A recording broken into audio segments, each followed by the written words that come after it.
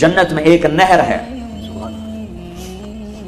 جس کا نام ہے ہرول، ایک دودھ کی نہریں، شہد کی نہریں، شراب کی نہریں، پانی کی نہریں، ایک اور نہر ہے اس کا نام ہے ہرول، اس میں پتہ نہیں ہے کیا اس کی تفصیل، لیکن نام لکھا ہوا ہے جنت میں ایک نہر اس کا نام ہے ہرول، اس کے دونوں کناروں پر جنت کی لڑکیاں ہیں جو 24 گھنٹے جنت والوں کے لیے گاتی رہتی ہیں مدھم سروں میں، مدھم سروں میں میوزک بجتا رہتا ہے مسلسل، جب وہ ہٹتی ہیں تو ان کی جگہ دوسری آ جاتی، وہ ہٹتی ہیں ان کی جگہ اور آ جاتی، ان کے ذمہ صرف جنت والوں کو لے اور سر اور ساز سنانا ہے، تو تھوڑے دن صبر کرو اللہ تمہیں دینے والا ہے۔ تو اللہ نے دوسرا دسترخوان بچھایا قرآن پاک کا، اور اس میں کھانے چن کے رکھ دیے توحید کا، رسالت کا، جنت کا، جہنم کا، نماز کا، جیسے کبھی روٹی کو دل کرتا ہے، کبھی نماز کو دل کرتا ہے، کبھی پانی کو دل کرتا ہے تو کبھی تلاوت کو دل کرتا ہے۔ حضرت علی کا فرمان ہے جب میرا دل کرتا ہے کہ میں اللہ سے بات کروں تو میں نماز پڑھتا ہوں تو میں اپنے اللہ سے باتیں شروع کر دیتا ہوں، اور جب کبھی میرا دل کرتا ہے کہ اللہ مجھ سے بات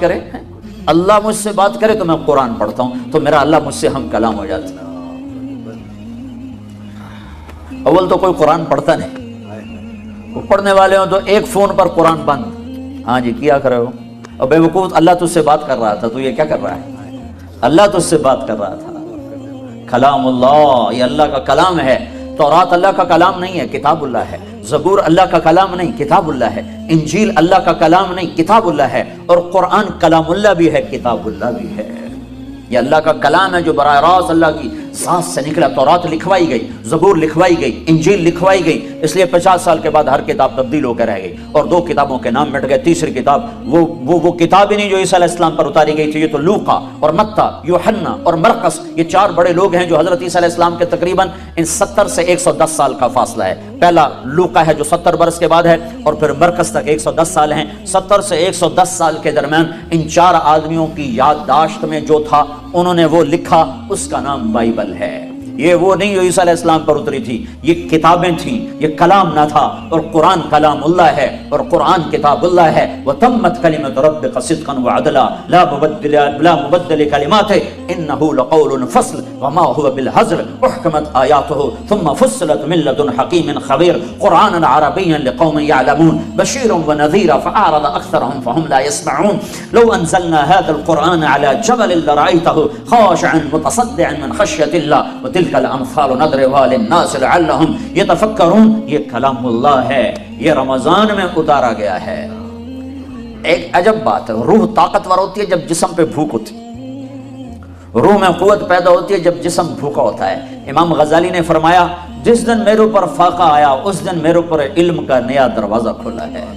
تو اللہ نے رمضان کی بھوک میں علم چھپایا ہے، ساری کتابیں رمضان میں اتاری۔ یکم رمضان کو ابراہیم علیہ السلام پر چھوٹے پمفلٹ صحیفے آئے، 2 رمضان کو موسیٰ علیہ السلام پر تورات آئی 2000 سال کے بعد، اور 6 رمضان کو 300 سال کے بعد حضرت داؤد علیہ السلام پہ زبور آئی، اور 1200 سال کے بعد 12 رمضان المبارک کو حضرت عیسیٰ علیہ السلام پر انجیل آئی، اور پھر کوئی 650 سال کے بعد 21 رمضان المبارک کو اللہ تبارک و تعالیٰ نے اپنے محبوب پر قرآن کو اتارا۔ انا انزلناہ فی لیلۃ القدر وما ادراک ما لیلۃ القدر لیلۃ القدر خیر من 1000 شہر۔ 21 رمضان تھی، پیر کی رات تھی، نصف رات گزر چکی تھی، پیر کا دن شروع ہو چکا تھا، 12 بجے کے بعد اگلا دن شروع ہو جاتا ہے جب جبریل جلوہ نما ہوئے اور آپ کو خوشخبری سنائی کہ یا رسول اللہ آپ آخری نبی ہیں، آپ رحمت للعالمین ہیں، اور یہ آپ کی کتاب، یہ آپ کا کلام، یہ قرآن ہے جو آپ کے اللہ نے لکھ کر نہیں اتارا، اپنے نبی کے سینے پر براہ راست اتارا۔ علی قلبک نزل بہ الروح الامین علی قلبک، سیدھا میرے رب کی ذات سے نکلا اور آ کے محمد مصطفیٰ کے دل پر اترا اور دل سے زبان پر آیا۔ اس کلام کو مٹایا نہیں جا سکتا، بدلا نہیں جا سکتا، تبدیلی نہیں لائی جا سکتی، یہ نہ مٹ سکتا ہے، نہ بدل سکتا ہے، نہ زیر زبر میں فرق آ سکتا ہے۔ اسے اللہ اٹھائے گا قیامت کے قریب، صبح اٹھیں گے تو سارا قرآن خالی پڑا ہوگا، ایک حرف نہیں لکھا ہوگا، سارے ورق خالی، بدل نہیں سکتا ہے۔ تو قرآن ایک دسترخوان ہے جس میں روح کے لیے کھانے چنے ہوئے ہیں، کہیں توحید کا کھانا ہے، کہیں رسالت کی غذا ہے، محمد الرسول اللہ والذین معہ اشداء علی الکفار، کہیں محمد مصطفیٰ کی ختم نبوت کا بیان ہے، ما کان محمد ابا احد من رجالکم ولکن رسول اللہ وخاتم النبیین وکان اللہ بکل شیء علیما. کہیں آپ کی رحمت للعالمین کا بیان ہے وما ارسلناک الا رحمتا للعالمین. کہیں آپ کو لاڈ سے پکارا جا رہا ہے یا ایھا المزمل قم اللیل الا قلیلا. کہیں محبت کے ساتھ پکارا جا رہا ہے یا ایھا المدثر قم فانذر. کہیں آپ کو مختلف خوبصورت لقب دیے جا رہے ہیں انا ارسلناک شاہدا ومبشرا ونذیرا وداعیا الی اللہ باذنہ وسراجا منیرا. کہیں آپ کی سارے عالم کی نبوت کو بتایا جا رہا ہے تبارک الذی نزل الفرقان علی عبدہ لیکون للعالمین نذیرا. کہیں آپ کی طرف سے صفائیاں پیش کی جا رہی ہیں اور آپ وکیل صفائی میرا اللہ بنتا ہے. وکیل دلائل پیش کرتا ہے اور گواہ قسم اٹھاتا ہے. قسم اٹھانا وکیل کے، جو وکیل قسمیں اٹھانا شروع کر دے تو وہ کچا پڑ جاتا ہے. وکیل کا کام ہے دلائل دینا اور گواہ سے قسم اٹھائی جاتی ہے. ہمارے دیش میں عدالت میں گواہ سے قسم اٹھائی جاتی ہے. اللہ واحد ذات ہے جو اپنے حبیب کے لیے وکیل بھی بنتا ہے، گواہ بھی بنتا ہے، قسم بھی اٹھاتا ہے. والنجم اذا ہوا ما ضل صاحبكم وما غوا وما ينطق عن الهوى ان هو الا وحي يوحى علمه شديد القوى ذو مرة فاستوى وهو بالافق الاعلى ثم دنا فتدلى فكان قاب قوسين او ادنى فاوحى الى عبده ما اوحى ما كذب الفؤاد ما راى افتمارونه على ما يرى.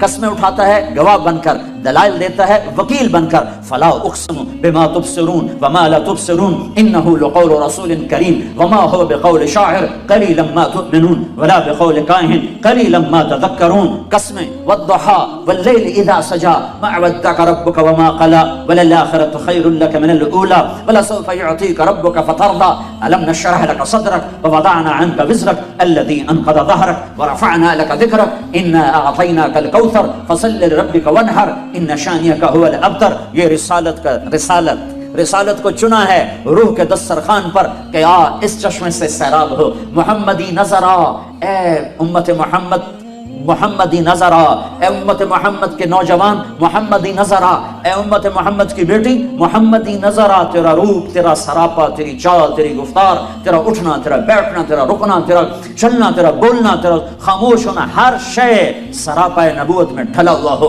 تو محمد مصطفیٰ صلی اللہ تعالی علیہ وسلم کی غلامی میں آ جا.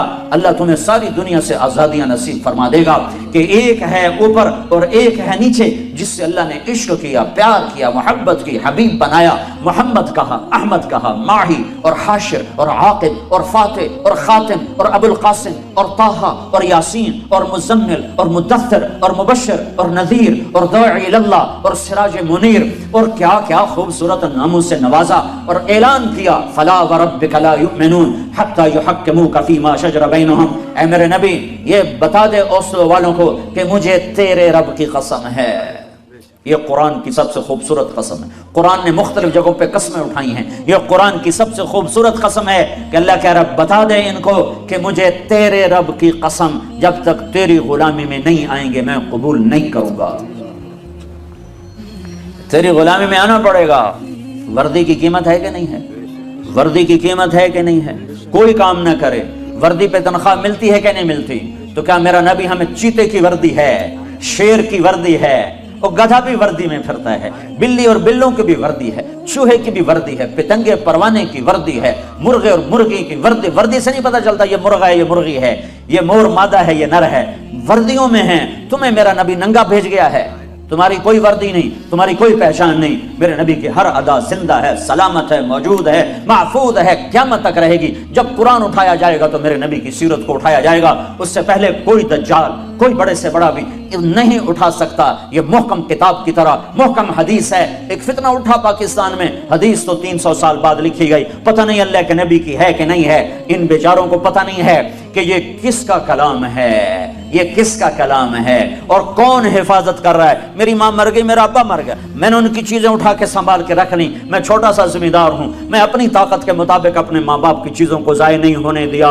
ان کو میرے کسی کام کی نہیں ہے، بس یادگار ہیں. میرے ابے دی ہے، اے میری اماں دی ہے، اے میرے ابے دی شیروانی کھلوتی ہے، اے دی ٹوپی کھلوتی ہے، اے دی خسا پہ ہوا ہے. یہ یادگار ہیں. میں نے اپنی وسعت کے مطابق ان کی چیزوں کو سمیٹا. میرا اللہ کتنا طاقتور ہے جس کی ان القوت للہ جمیعا.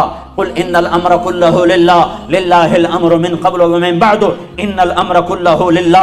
اس اللہ نے ارادہ کیا کہ میں نے محمد مصطفیٰ کی ہر چیز کو محفوظ کرنا ہے. تو کوئی ہے دجال جو میرے نبی کی حدیثوں میں من گھڑت حدیثیں داخل کر دے؟ اللہ سو گیا ہے؟ اللہ غافل ہو گیا ہے؟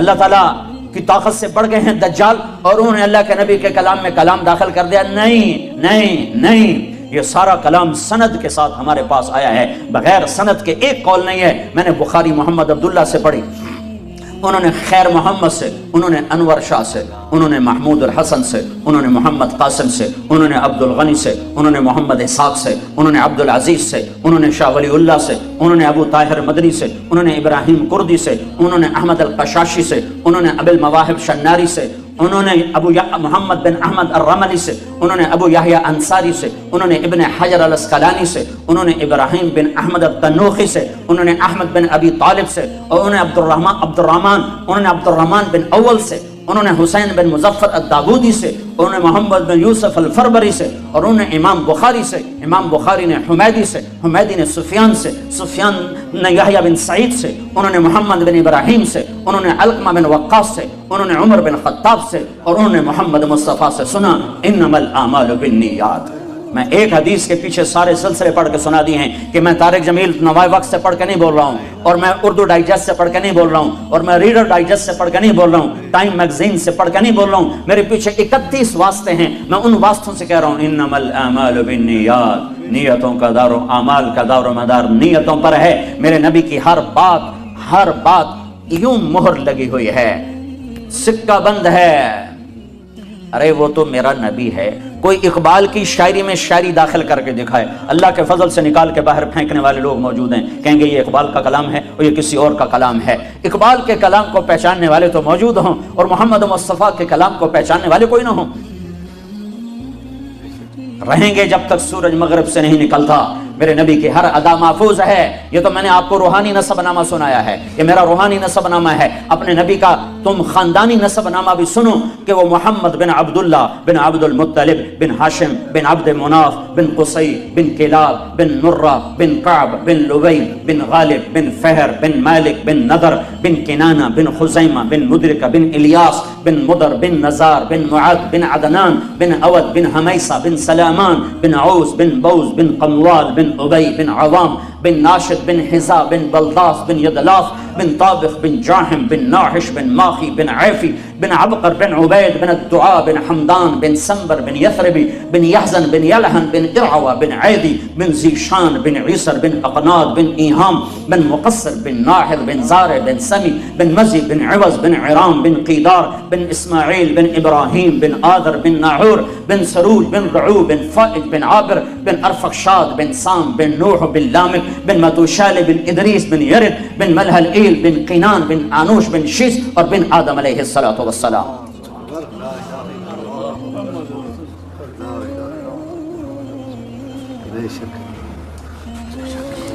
قرآن دسترخوان ہے. وطور سینین وہذا البلد الامین. طور سینا کی ضرورت نہیں ہے کہ وہاں تورات قرآن میں آ گئی. میرے نبی نے کہا اوتیت المثانی مکان التورات، مجھے تورات کے بدلے میں سورہ فاتحہ مل گئی. والمائدہ مکان الانجیل، اور انجیل بائبل کے بدلے مجھے سورہ مائدہ مل گئی. والحوامیم مکان الزبور، اور زبور کے بدلے مجھے حامیم مل گئے. حامیم کی 7 صورتیں ہیں، اکٹھی شروع ہوتی ہیں اور حامیم حامیم حامیم حامیم حامیم حامیم پر ختم ہوتی ہیں، پھر آگے دوسری سورہ شروع ہوتی ہے. تو سارا آسمانی علم میرے نبی کی کتاب کی 9 صورتوں میں آ گیا. تورات سورۃ فاتحہ میں، اور بائبل انجیل سورۃ مائدہ میں، اور زبور حامیم کی 7 صورتوں میں. وفضلت بالمفصلات، اور باقی قرآن کے ذریعے سے میرے نبی نے کہا میرے اللہ نے مجھے عزت بخشی، مجھے سرداری بخشی، مجھے فضیلت بخشی. وطور سینین وہذا البلد الامین. طور سینا پر تورات اتری اور بلد امین میں قرآن اترا. ایک تورات کے اترنے کی جگہ ہے اور ایک قرآن کے اترنے کی جگہ ہے. اور ان اس بات میں یہ اشارہ ہے کہ اپنے ظاہری دسترخوان سے حلال چنو، حلال کماؤ۔ شراب بیچنے والا کبھی سکھ نہیں پا سکتا، کبھی سکھ نہیں پا سکتا۔ اگر میرا رب ہے تو سنو، وہ کبھی سکھ نہ پائے گا۔ سود پہ کھانے والا، سود کھانے والا، چوری کرنے والا، ظلم کرنے والا، ستم ڈھانے والا، ہر طریقہ جو حرام اللہ نے مقرر کر دیا ہے اس سے رزق آنے والا سکھ نہیں پا سکتا۔ یہ دھرتی اللہ کی، آکاش اللہ کا، لیل و نہار اللہ کے، دن رات اللہ کے، ماضی حال اللہ کا، خوشی غمی پر اللہ قابض ہے۔ کبھی کبھی کبھی کبھی بھی حلال کھانے والے پر خزاں نہ آئے گی اور حرام کھانے والے پر بہار نہ آئے گی۔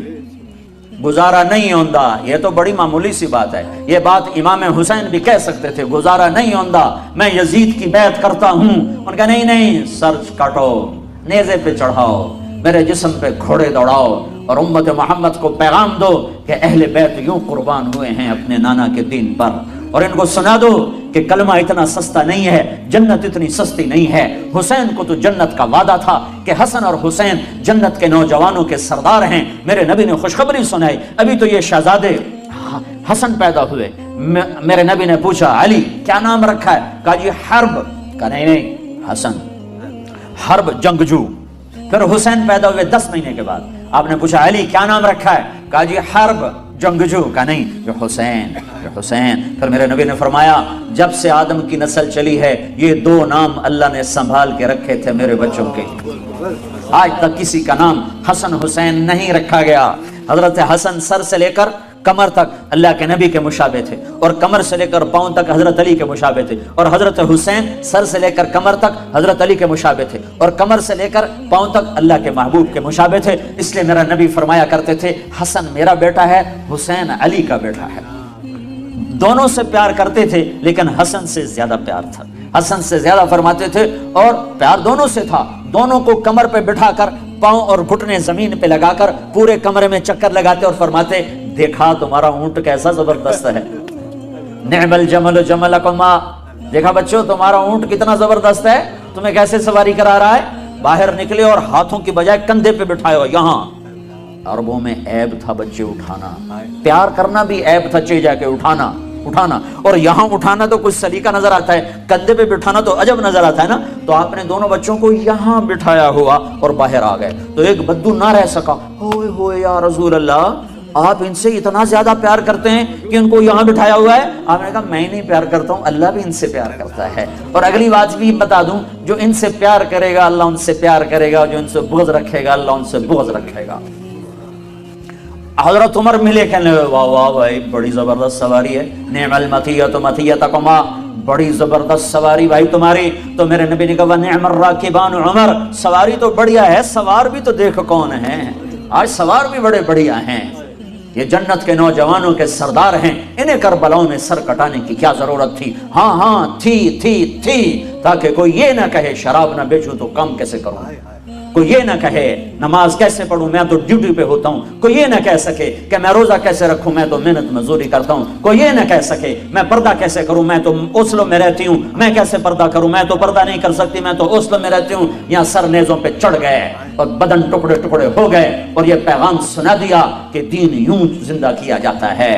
جنوں کے شہر میں سر بیچتے تھے مفت دیوانے، ادا کرنے یہی خوش رسم ہم بازار میں آئے۔ یہ یوں نمازیں پڑھ کے دکھائیں، سورج نصف النہار، سورج سر پہ یوں ڈھلا اور ظہر کا وقت داخل ہوا، تو امام حسین علی مقام نے اپنے جھنڈے بردار زہیر رضی اللہ تعالیٰ عنہ، 3 جھنڈے تھے، ایک زہیر کے پاس، ایک بھائی عباس کے پاس، ایک حبیب کے پاس، زہیر رائٹ پر، عباس درمیان میں، حبیب لیفٹ پر۔ تو زہیر کو بلا کر فرمایا ان سے کہو ہمیں نماز پڑھنے کے لیے تھوڑی مہلت دے دو، نماز کی اب بھی ضرورت ہے، اب بھی ضرورت ہے، اب تو جنت تیار ہو چکی ہے، اب تو حوریں باہیں پھیلائیں کھڑی ہیں استقبال کرنے کے لیے، جنت کے دروازے کھل چکے ہیں، اب ضرورت کیا ہے نا؟ ہاں ہے اوسلو والوں کو پیغام دینا ہے کہ زیر خنجر بھی یہ پیغام سنایا ہم نے، اوسلو والوں کو پیغام دینا ہے کہ تم 100 میں 2 بھی نمازی نہیں رہ چکے ہو، کوئی 100 میں 1 ٹوٹا پھوٹا نمازی پھرتا نظر آتا ہے، انہیں پیغام دینا ہے کہ یوں نمازیں پڑھی جاتی ہیں،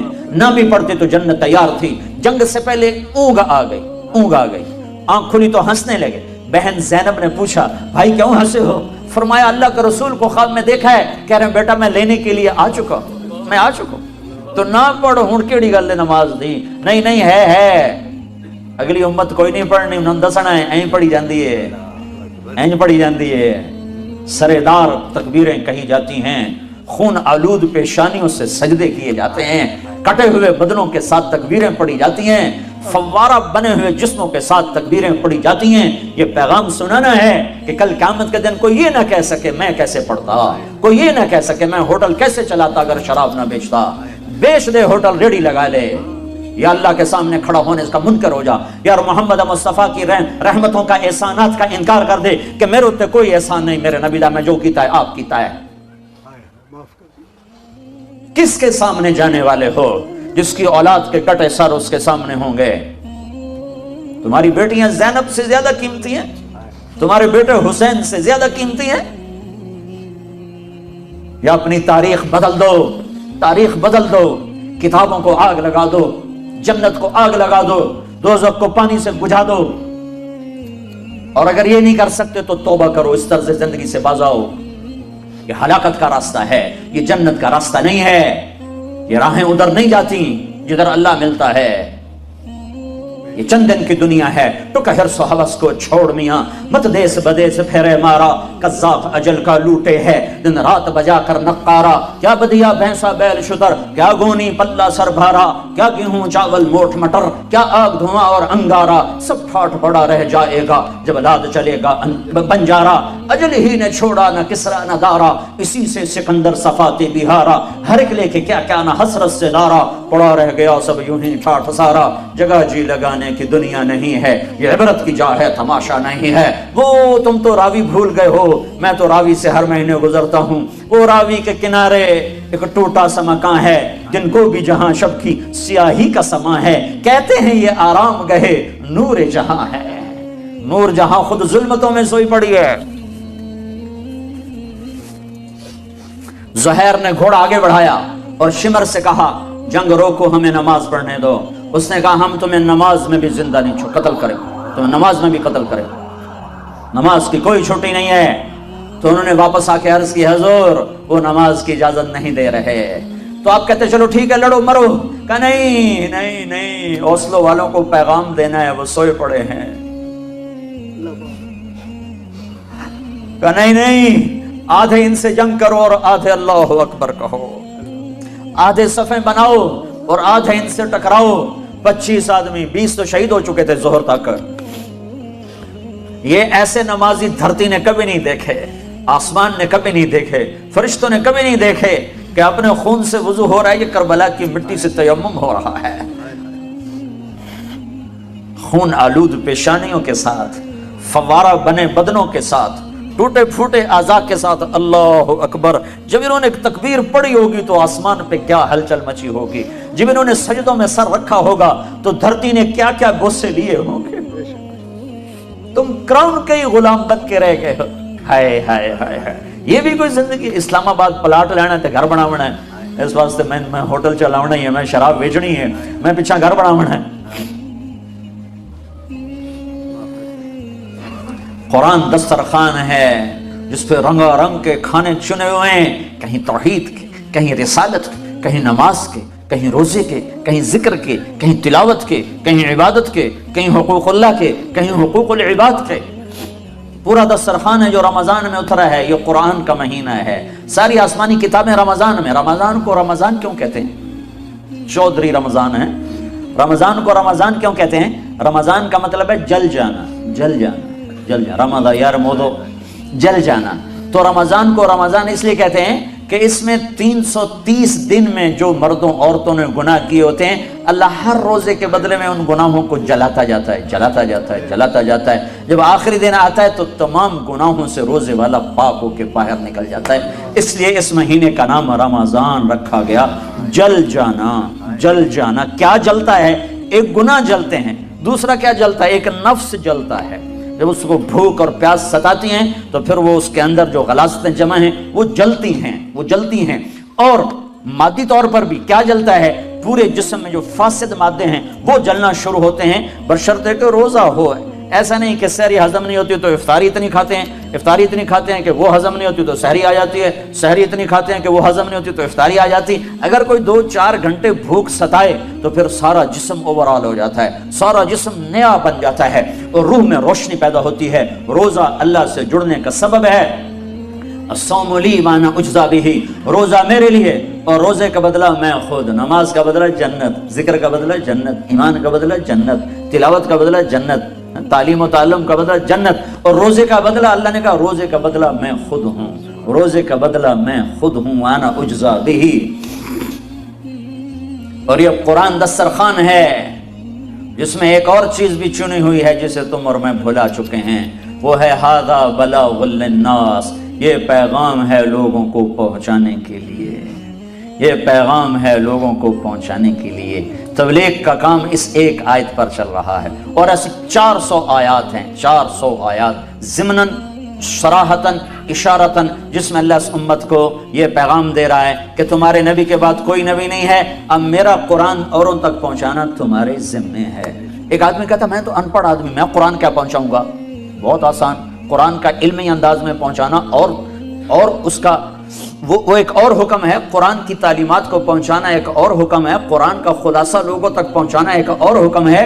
ساری آسمانی کتابوں کا خلاصہ ہے قرآن، اور سارے قرآن کا خلاصہ ہے سورۃ فاتحہ، اور سورۃ فاتحہ کا خلاصہ ہے ایاک نعبد و ایاک نستعین، صرف تیری بندگی، صرف تیرے آگے سوال۔ اگر میں اعجاز صاحب سے کہتا ہوں بھائی اعجاز صاحب آپ صرف اللہ کی بندگی کرو اور صرف اللہ سے مدد مانگو، تو میں نے سارے قرآن کی تبلیغ ان کو کر دی اور سارے قرآن کا پیغام میں نے ان کو پہنچا دیا۔ تبلیغ علماء کا کام نہیں ہے، تبلیغ عوام کا بھی کام ہے، علماء کا بھی کام ہے، یہ صرف علماء کا کام نہیں ہے۔ ہاں مسائل بتانا، علمی رموز اسرار بتانا، حدود شریعت بتانا، یہ علماء کا کام ہے، لیکن تبلیغ تو سب کا کام ہے، ساری امت۔ میں گورنمنٹ کالج لاہور میں پڑھتا تھا، ہمارے کالج کا لڑکا تبلیغ کیا کرتا تھا، کوئی عالم نہیں تھا، ایم اے آنرز کر رہا تھا، اس نے پورے پنجاب یونیورسٹی میں ٹاپ کیا اور گولڈ میڈل لیا، بنگالی تھا، اس میں پاکستان 70 کی بات۔ پھر اس کے بعد وہ کیمبرج یونیورسٹی گیا، وہاں اس نے اکنامکس میں پی ایچ ڈی کیا اور ٹاپ کیا، گولڈ میڈل لیا۔ وہ اکیلا لڑکا سارے کالج میں تبلیغ کرتا۔ اقبال ہاسٹل ایسے چوکور بنا ہوا ہے، اس کے برآمدے میں وہ پھرتا ہوتا تھا اور ایک ایک لڑکے کی محنت کرتا تھا، اور لڑکے اس کے اوپر چھلکے پھینکتے، پانی پھینکتے، ہوٹ کرتے، مذاق اڑاتے، اوے صوفی، اوے ملا، اوے فلانے، اوے فلانے، اور وہ سب کی سن کے ان کو دعوت۔ میں نے خود ایک دفعہ اسے اپنے کمرے سے یوں دھکا دے کے نکالا کہ جے تو آئندہ میرے کمرے سے بڑا ہے میں تیری ٹنگا باندھے ہونی۔ لیکن ایک ہفتے کے بعد وہ پھر میرے پاس پہنچا ہوا تھا۔ یہ تبلیغ ہے۔ کسی کو تم اوئے کر دو نا تو تم سے موت تک بائیکاٹ کر کے رکھ دینا، تو ہیں کون میں نے اوئے آکھنا دا۔ ہاں، اور نبی کیا کرتے ہیں؟ وہ پاؤں پڑتے ہیں، وہ ممبر پہ بیٹھ کے صرف تقریر نہیں کرتے میری طرح کہ ممبر پہ تقریر کی اور چھٹی، وہ لوگوں کے پیچھے پھرتے ہیں۔ ھذا بلاغ للناس، یہ ایک اعلیٰ چیز دسترخوان پہ چنی ہوئی ہے، یہ پیغام ہے۔ ھذا یہ پیغام ہے، بلاغ بلاغ بلاغ، پہنچانے کے لیے کدھر للناس، لوگوں کو پہنچانے کے لیے۔ کیسے پہنچائیں؟ مسجد میں کوئی آتے نہیں، کتاب کوئی میرے والد صاحب رحمۃ اللہ علیہ بڑے ذمہ دار تھے اور کچھ دینداری بھی تھی، تو وہ مجھے نا بزرگوں کی کتابیں دیتے، بیٹا یہ کتابیں پڑھو۔ ان کو نظر آتا تھا اس کو میں نے لاہور بھیجا ہے تو یہ الٹا سیدھا ہو گیا، صحیح راستے پر نہیں ہے۔ 11 سال میری عمر تھی جب مجھے میرے ابا نے لاہور بھیج دیا کہ میں میڈیکل سائنس پڑھوں اور ڈاکٹر بنوں۔ آگے اللہ نے میرا مقدر کچھ اور کیا تھا، تو میں جب کبھی گھر آتا تو مجھے کہتے یہ کتابیں پڑھو، اور میں 2 صفحے پڑھنے کے بعد میری ہمت جواب دے جاتی، میں کہ میرا تو دل ہی کو نہیں پڑھنے کو، میں کیسے پڑھوں؟ تو میں ابے کے آگے کتاب رکھ کے بیچ میں ناول رکھ کے پڑھتا رہتا تھا۔ میرا ابا دا ہاں چنگا پتر چنگا کام کیتی جاندہ ہے، تو میں وچ پتہ نہیں کی پڑھی جاندہ۔ تو اب کتاب کوئی پڑھنے والا نہیں، مسجد میں کوئی آنے والا نہیں، کسی عالم کی محفل میں کوئی آنے والا نہیں، درس میں کوئی آنے والا نہیں۔ لاکھوں کروڑوں مسلمان ہیں جن کا مسجد سے کوئی تعلق نہیں، انہیں تم مسجد والا کیسے بناؤ گے گشت کے سوا؟ جب تک تم جاؤ گے نہیں یہ تمہارے کیسے بنیں گے؟ میرے پاس آئے تو میں ممبر پر بیٹھا نا، اگر میں کسی کلینک میں بیٹھا ہوں تو میرا بھائی دل کا ڈاکٹر ہے بڑا اچھا۔ ھذا بلاغ للناس، یہ پیغام ہے پہنچانے کے لیے، لہذا اسے پہنچائیں۔ کہ بھائیو اللہ کی مان لو، بہنوں اللہ کی مان لو، اور اللہ کے سامنے ہاتھ پھیلاؤ، کسی اور کے آگے نام پھیلاؤ، اس کو سیکھ لو۔ یہ پڑھنے سے، میں تو مدرسے میں پڑھاتا بھی ہوں، تبلیغ میں بھی جاتا ہوں، 10 مدرسے اللہ میرے ذریعے سے چلا رہا ہے۔ میں اپنے طلبہ سے بھی کہتا ہوں بچوں تم پڑھ رہے ہو، سیکھ نہیں رہے ہو، پڑھنا اور ہے سیکھنا اور ہے۔ میں تمہیں صبر کا مطلب پڑھاتا ہوں، سکھاتا نہیں ہوں، کیونکہ صبر کی گھاٹیوں سے گزر کے سیکھا جاتا ہے، تقوی کی گھاٹیوں سے گزر کے سیکھا جاتا ہے۔ توکل پڑھنے سے نہیں آتا، توکل کی گھاٹیوں سے گزر کے آتا ہے۔ درگزر پڑھنے سے نہیں آتا، درگزر کرنے سے درگزر آتا ہے۔ تبلیغ میں ان صفات کو سیکھا جا رہا ہے، اس لیے 6 بر اعظم میں یہ محنت پھیل گئی۔ نہ کوئی اس میں خطیب ہے، نہ کوئی بڑا علامہ ہے، عام مسلمان ہیں، لیکن دنیا کے آخری کنارے تک اللہ تعالیٰ نے دعوت کی آواز کو پہنچایا۔ ھذا بلاغ للناس، اس ایک آیت کی بنیاد پر لوگ سال کے لیے، میرا اپنا بیٹا سال کے لیے نکلا ہوا ہے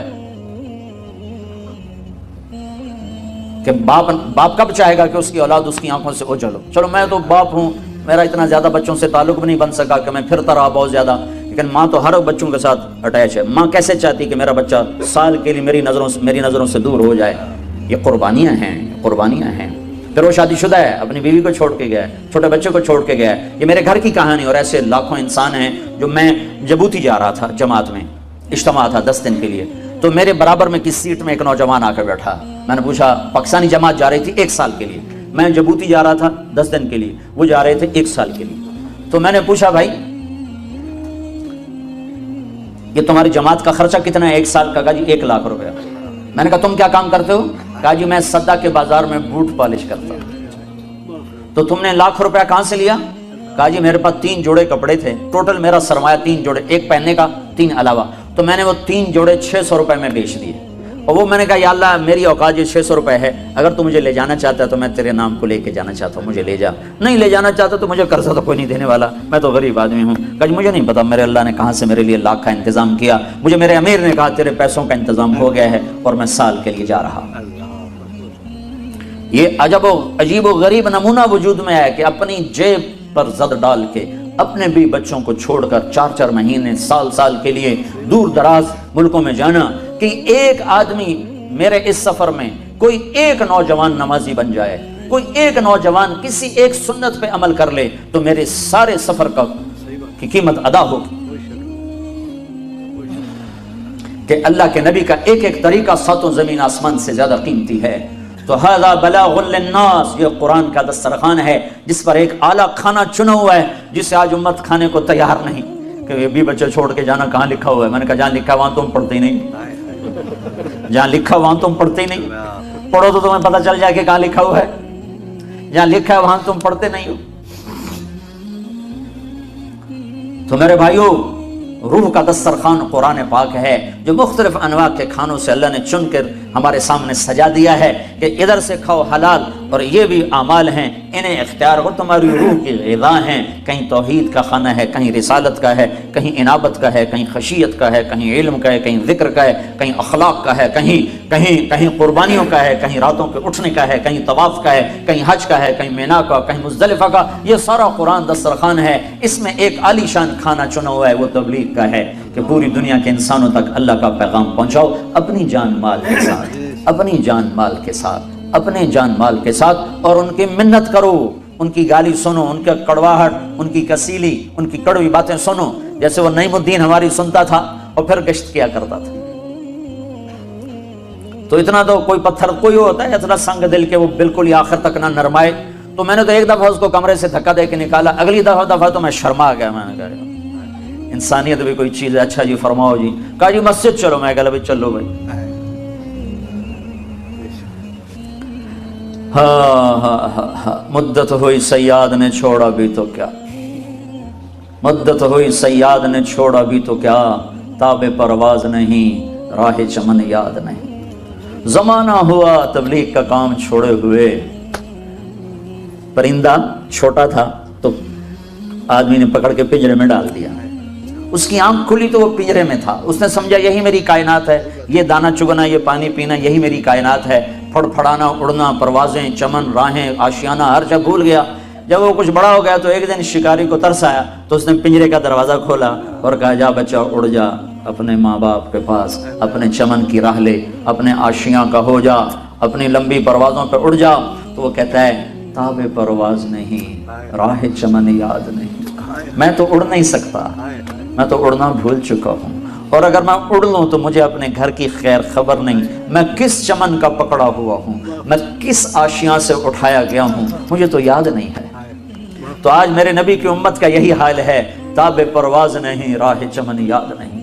آج انہیں یاد نہیں کہ ہم پورے عالم میں دین پھیلانے کے لیے پیدا کیے گئے ہیں، ہم سارے عالم کے انسانوں کو اللہ کا پیغام سنانے کے لیے پیدا کیے گئے ہیں۔ ان ملکوں والوں نے آپ پر کتنا احسان کیا ہے کہ آپ کو پاسپورٹ دیے، آپ کو سارے شہری حقوق دیے، ہر شے، آپ کو ظلم سے بچایا۔ اسلامی ملکوں میں جو ظلم و ستم ہوتا ہے اس کا ذرہ بھی یہاں نہیں ہے۔ تو اس احسان کا بدلہ آپ کے ذمہ نہیں تھا کہ ان میں کوئی دوزخ میں نہ جاتا، یہ جنت والے بن جاتے، یہ کلمے والے بن جاتے۔ چلو ان کو چھوڑو، جو اپنے نوجوان نسل یہاں غافل ہو گئی، برباد ہو گئے، جی اللہ کے والے بن جاتے، اللہ کے دین والے بن جاتے، اللہ کا پیغام لے کر دنیا میں پھرنے والے بن جاتے۔ یہ بھائیو، تبلیغ کوئی جماعت نہیں ہے، ہم کوئی جماعت نہیں ہے، تبلیغ ختم نبوت کا کام ہے۔ لا الہ الا اللہ محمد الرسول اللہ، یہ کلمہ ہے، اس کے 3 جز ظاہر ہیں، ایک جز چوتھا لفظوں میں نہیں مطلب میں موجود ہے۔ لا الہ الا اللہ محمد الرسول اللہ، کلمہ اتنا ہے، یہاں کے پورا ہو جاتا ہے۔ لیکن ایک جز ایسا جو ابھی باقی ہے وہ اس میں شامل نہ ہو، لفظوں میں نہیں معنی میں، تو یہ کلمہ پڑھ کے بھی آدمی کافر رہتا ہے۔ وہ ہے لا نبی بعدہ، کہ میرے نبی کے بعد کوئی نبی نہیں ہے۔ تو اس کو میں لفظوں میں نہیں لا رہا ہوں، سو کے نہ سننا کہ تم پیچھے میرے تو فتویٰ ٹھوکی کھلوتے ہو کہ مولوی طارق میں کلمہ ہی وٹا گیا ساڈا، جاگ کے سنو، جاگ کے سنو، لا الہ الا اللہ محمد الرسول اللہ، کلمہ ختم ہو گیا۔ لیکن محمد الرسول اللہ کے اندر مطلب میں ایک مطلب اور پوشیدہ ہے، جیسے طارق جمیل میں ایک اور طارق جمیل ہے جس کا نام روح ہے، وہ نکل جائے تو یہ ڈیڈ باڈی ہے، میت ہے، طارق جمیل نہیں ہے۔ لا نبی بعدہ، میرے نبی کے بعد کوئی نبی نہیں ہے، یہ عقیدہ اگر محمد الرسول اللہ سے نکل جائے تو یہ سارا کلمہ کفر بن جاتا ہے۔ تو لا الہ اس کا تقاضا ہے مخلوق کے آگے ہاتھ نہ پھیلا، الا اللہ اس کا تقاضا ہے اللہ کے آگے سر جھکا، محمد الرسول اللہ اس کا تقاضا ہے محمدی بن جا۔ لا الہ الا اللہ اندر کی چیز ہے، محمد الرسول اللہ باہر کی چیز ہے۔ لا الہ الا اللہ ہم دکھا نہیں سکتے اور محمد الرسول اللہ ہم چھپا نہیں سکتے۔ لا الہ الا اللہ اندر اترتا ہے، محمد الرسول اللہ باہر چھلکتا ہے۔ جتنا لا الہ الا اللہ اندر اترے گا اتنا محمد الرسول اللہ باہر چھلک چھلک کے نظر آئے گا۔ لا الہ الا اللہ دکھایا نہیں جا سکتا، محمد الرسول اللہ کو چھپایا نہیں جا سکتا۔ تو لا الہ کسی کے آگے ہاتھ نہ پھیلا، الا اللہ اللہ کے آگے سر جھکا، محمد الرسول اللہ محمدی بن جا، محمدی بن جا، یہ کلمے کا مطالبہ ہو گیا۔ لا نبی بعدہ، لا نبی بعدہ، لا نبی بعدہ، میرے نبی کے بعد کوئی نبی نہیں ہے۔ میری بات سمجھ میں آ رہی نا بھائی؟ میرے نبی کے بعد کوئی نبی نہیں ہے، اس کا کیا مطالبہ ہے؟ لا نبی بعدہ، میرے نبی کے بعد کوئی نبی نہیں ہے، اس کا مطالبہ ہے تبلیغ کا کام کر، دعوت کا کام کر۔ کہ مجھے تو خود کچھ نہیں آتا، اتنا تو آتا ہے کہ بھائی اللہ کی مان لے، یہ آتا ہے کہ نہیں آتا؟ جا لوگوں کو کہہ، پتہ نہیں تیری برکت سے کتنوں کو ہدایت مل جائے گی۔ رب مبلغ اوعى من سامع نضر الله امرا سمع مقالتي فوعاها ثم اداها كما سمعها فرب مبلغ اوعى من سامع۔ میرا نبی نے تو پہلے کہا تھا کہ تم میری بات لے کے جاؤ، بہت سے لوگ ایسے ہوں گے تم سے سن کر تم سے زیادہ عمل والے ثابت ہوں گے۔ تو تبلیغ کوئی تبلیغی جماعت کا کام، میں تبلیغی جماعت کی طرف سے نہیں بول رہا ہوں، میں ختم نبوت کی طرف سے بول رہا ہوں کہ میرا نبی آخری نبی، میں کلمے کی طرف سے بول رہا ہوں، لا الہ الا اللہ کی طرف سے بول رہا ہوں، محمد الرسول اللہ کی طرف سے بول رہا ہوں، لا نبی بعدہ کی طرف سے بول رہا ہوں کہ اگر میرا نبی آخری نبی ہے تو اس کے پیغام کو آگے پہنچانا میرے ذمہ ہے، اپنوں کو بھی غیروں کو بھی۔ اب تو اپنوں کو نہیں پتا، میں ملتان ضلع، میرا ضلع ملتان ہے، اب خانیوال ہو گیا، نواں شہر بھرا ہوا آبادی سے ہمارا ایک ساتھی کھڑا ہو گیا سڑک پر اور لوگ گزر رہے ہیں، بھائی ہمارے نبی کا نام کیا ہے؟ صحیح پتہ کیا نہیں۔ دوسرا گزرا، او بھائی ہمارے نبی کا نام کیا ہے؟ صحیح پتہ کیا نہیں۔ پھر تیسرا گزرا، او بھائی ہمارے نبی کا نام کیا ہے؟ صحیح پتہ کیا نہیں۔ 21 آدمیوں سے پوچھا، 21 آدمیوں سے، 21 میں سے ایک نے بتایا محمد الرسول اللہ۔ پھر میں نے پوچھنا شروع کیا دوسری جگہ، دوسری جگہ میں نے پوچھنا شروع کیا نوجوان لڑکوں سے، بھائی ہمارے نبی کا نام کیا ہے؟ جی پتہ کوئی نہیں۔ ابھی کیا نام ہے؟ جی پتہ کوئی نہیں۔ تو میں ایسے کانپ گیا، میں نے ایک لڑکے سے پوچھا وہ ہمارے نبی کا نام کیا ہے؟ جی پتہ کوئی نہیں۔ میں کہتا ہوں کلمہ حمدہ جی ہمیں، میں کہا سنا کہ جی لا الہ الا اللہ محمد رسول اللہ۔ میں کہا اے محمد کون ہے؟ کہ جی پتہ نہیں کون ہے، جی پتہ نہیں کون ہے۔ تو یہ پہلے تبلیغ کے محتاج ہیں، یہ پہلے تبلیغ کے حقدار ہیں کہ ان تک اللہ کا پیغام پہنچاؤ، اللہ کے واسطے ایک دوسرے کو سنبھالو ورنہ نسلیں گم ہو جائیں گی۔ تو میرے بھائیو رمضان کی آمد ہے، یہ رحمتوں کا مہینہ ہے، برکتوں کا مہینہ ہے۔ قرآن اترا، تورات اتری، زبور اتری، انجیل، ساری آسمانی کتابیں اتریں۔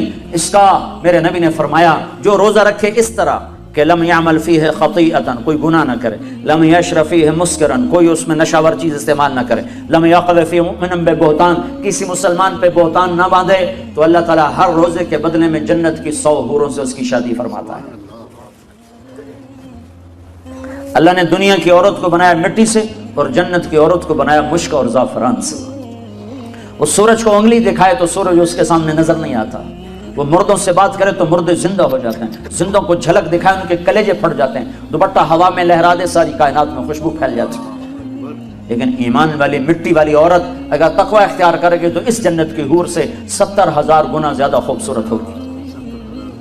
اللہ نے عورتوں کے حقوق رکھے ہیں، یہ ماں کی شکل میں ہو تو میرے نبی کا فرمان ہے کاش میری ماں زندہ ہوتی اور میں عشاء کی نماز کے مصلی پر ہوتا اور میں سورۃ فاتحہ شروع کر چکا ہوتا اور ادھر سے میری ماں مجھے کہتی بیٹا محمد، تو میں اس کی خاطر نماز توڑ دیتا اور میں کہتا جی اماں جان۔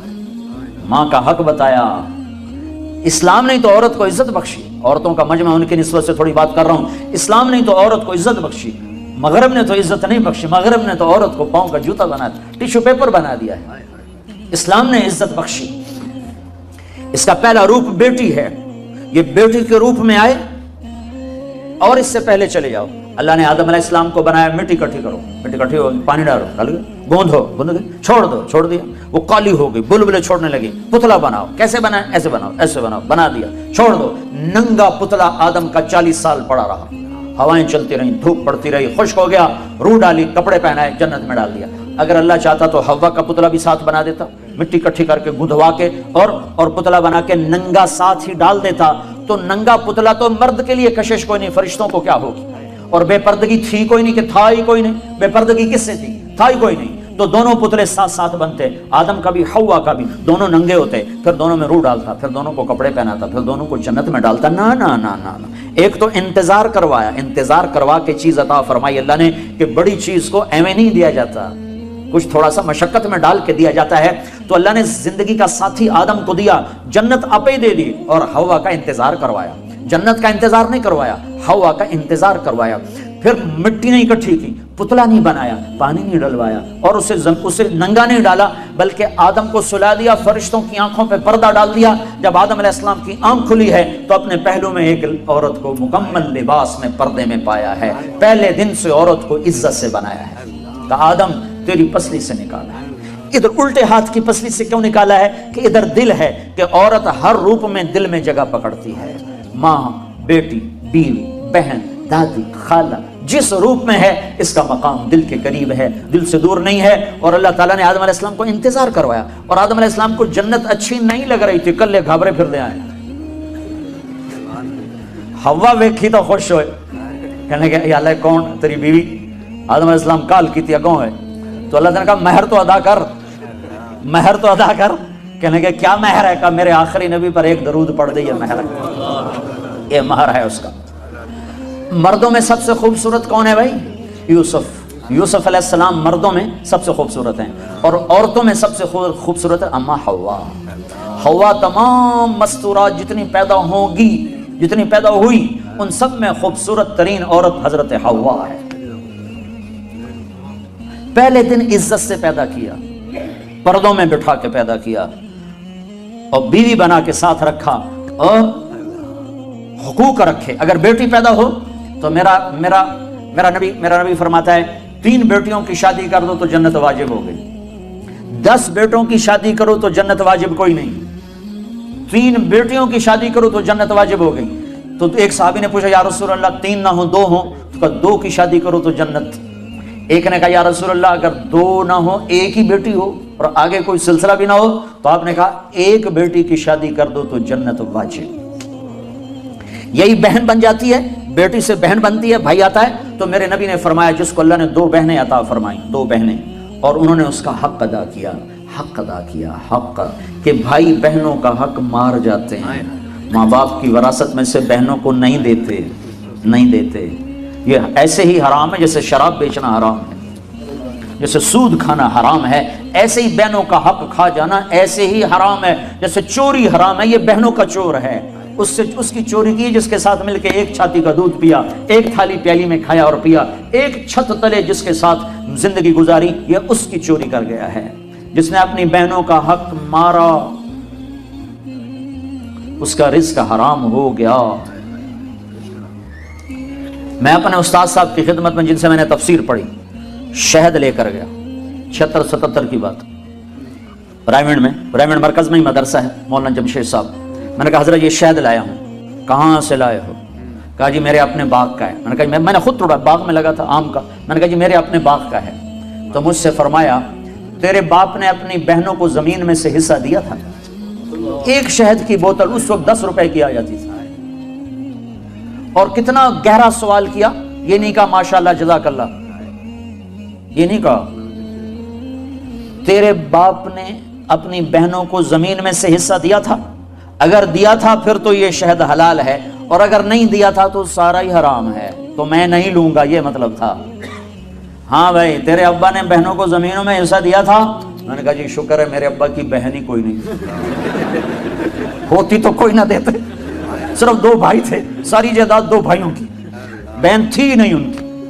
میں نے کہا اچھا تو تیرے دادا نے اپنی بہنوں کو زمین میں سے حصہ دیا تھا. میں کہا میں جمعیا ہی کوئی نہ ہوں, اس لیے میرے کو کی پوچھی جانا, میرے جمن تو پہلے دی گل نہ پوچھو میرے کو. تو پھر ہنس پڑے, کہا اچھا ادھر رکھ دو. تو میرے نبی نے فرمایا جس نے بہنوں کو حصہ دیا, جس کو اللہ نے 2 بہنیں دی, اس نے بہنوں کا حق دیا, اور شادی کے بعد بھی ان کے سر پہ ہاتھ رکھا تو اس پہ جنت واجب ہو گئی. پھر یہ بیٹی سے بہن, بہن سے بیوی ہیں. پھر میرے نبی نے فرمایا بہترین مسلمان وہ ہے جو بیوی کے ساتھ اچھا سلوک کرے. اور میرے نبی نے فرمایا جو یہ چاہے اوسلو کا مسلمان کہ وہ جنت میں میرے گھر کے قریب گھر بنا لے تو وہ 2 کام کرے, ایک اپنے اخلاق اچھے کرے, ایک اپنی بیوی سے اچھا سلوک کرے, تو اس کا گھر میرے گھر کے